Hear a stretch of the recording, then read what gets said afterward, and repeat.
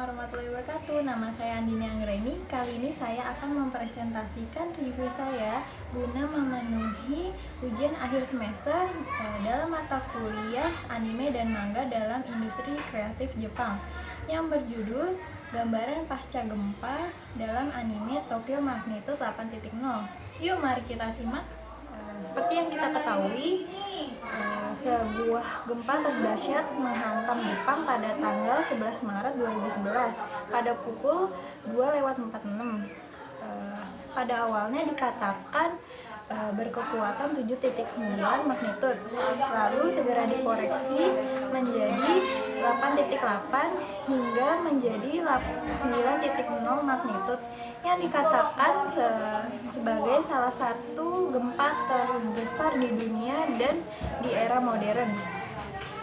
Anime yang berisikan original story buatan Studio Bones sukses memberikan kisah yang berbobot dari bencana yang terjadi di Jepang beberapa tahun silam. Sebelum terbentuknya anime ini, dilakukan riset dan inspeksi sehingga tidak dibuat secara cuma-cuma untuk dikonsumsi penonton. Sedangkan para tokoh hanyalah sebagai peranan fiktif belaka. Sinopsis Tokyo Magnitude 8.0. Cerita berawal dari seorang siswi SMP kelas 1 yang memulai liburan musim panasnya di rumah menjaga adik laki-lakinya yang bernama Yuki. Mira yang kesal karena liburannya diisi dengan tidak rukun orang tuanya, terbesit ide dari adiknya untuk membujuk ke pameran robot di Odaiba dengan alih-alih menghabiskan waktu liburannya bersama sang kakak. Sesampai di sana, mereka bersenang-senang dan memutuskan untuk membeli hadiah jepit rambut berbentuk bunga sebagai hadiah ulang tahun ibunya. Namun saat berada di area luar salah satu pusat pembelajaran, tiba-tiba gempa mengguncang keadaan seluruh kota Tokyo dengan begitu dahsyat. Saat dirundung kepanikan, Mirai bertemu dengan wanita yang dilihatnya pada saat membeli aksesoris untuk ibunya, yang bernama Mariko Sakabe. Mereka tidak tahu bahwa kejadian yang akan menimpanya masih terus berlanjut, seperti munculnya gempa susulan dan kebakaran di beberapa daerah. Dengan berjanji akan terus bersama, perjalanan yang dihadapi penuh rintangan pun terasa ringan.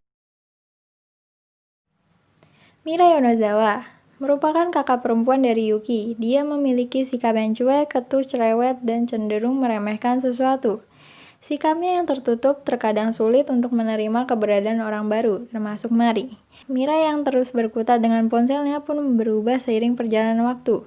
Mereka menjadi kakak yang dapat dibanggakan oleh sang adik, Yuki. Yuki merupakan adik laki-laki dari Mirai. Sikapnya yang ceria, mudah berbaur, penyayang, dan memiliki tekad kuat menjadikan bocah kelas 3 SD ini sebagai perhatian di lingkungannya. Yuki sangat memperhatikan sang kakak dan berusaha ingin melakukan yang terbaik untuk sang kakak. Terlihat pada isi pesan sebelum Yuki meninggal, yang dikirimkan langsung diam-diam untuk sang kakak lewat ponsel Mari. Mari Kusakabe merupakan peran heroin dalam cerita ini. Seorang wanita biker yang membantu mencari dan menyelamatkan keberadaan Yuki saat mereka terpisah. Mereka terikat secara batin, bahwa dirinya memiliki kewajiban untuk menolong sepasang kakak beradik sampai kepada orang tuanya dengan selamat. Banyak nilai yang dapat kita ambil dalam gambaran pasca gempa pada anime ini. Pertama, nilai sosial. Dari kisah anime ini memperlihatkan kita sebagai manusia adalah makhluk sosial. Mereka hidup berdampingan dan tidak bisa hidup tanpa bantuan orang lain. Kedua, nilai budaya. Tidak ada penjarahan bahan makanan oleh korban bencana. Sejumlah supermarket masih tetap buka, justru menurunkan harga makanannya. Di sini rakyat bekerja sama untuk semuanya tanpa mengambil untung. Sikap umum media dan pemerintahan Jepang. Dalam TV Jepang saat terjadi bencana hanya berisikan peringatan waspada oleh pemerintah dan himbauan pemerintah untuk menghadapi bencana, yang dikatakan bahwa nyawa adalah hal yang berharga. Membangun fasilitas darurat bencana. Salah satunya adalah Tokyo Rinkai yang dibangun di Tokyo, taman yang digunakan sebagai lahan simulasi evaluasi bencana alam. Dalam adegan ini, Mirai cukup sulit menerima keberadaan orang baru. Terbukti saat mereka bertiga mengungsi di salah satu tangga gedung, berbeda dengan adiknya yang ramah dan sopan.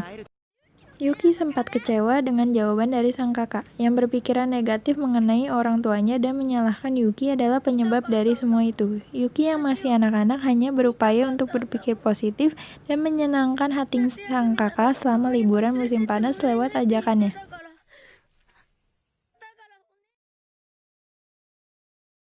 Ketika salah satu nenek yang menganggap keberadaan Mirai dan Yuki adalah cucu-cucunya yang telah tiada saat gempa, terlihat banyak sekali memakan korban jiwa tanpa memandang umur. Dalam situasi tersebut, dengan dibarengi ketabahan dan saling menguatkan satu sama lain, mengingatkan suatu hari kita akan mati dan hidup hanya sekali. Seiring berjalannya waktu, Mirai merubah pola pikirnya mengenai orang tuanya. Apa yang mereka lakukan adalah yang terbaik untuk dirinya juga Yuki. Lalu saat pulang nanti, Mirai berjanji pada sang adik menjadi diri yang lebih baik lagi. Mirai yang putus asa menghadapi kenyataan adiknya pada saat itu tidak sempat tertolong, tetapi arwah Yuki tetap selalu di sisinya mengantarkan sang kakak untuk pulang bersama sesuai janjinya. Yuki mengucapkan terima kasih untuk terakhir kalinya sebelum menghilang dan memberikan afeksi terhadap kakak untuk tidak khawatir karena dia selalu ada di hatinya dan mencintai kakaknya.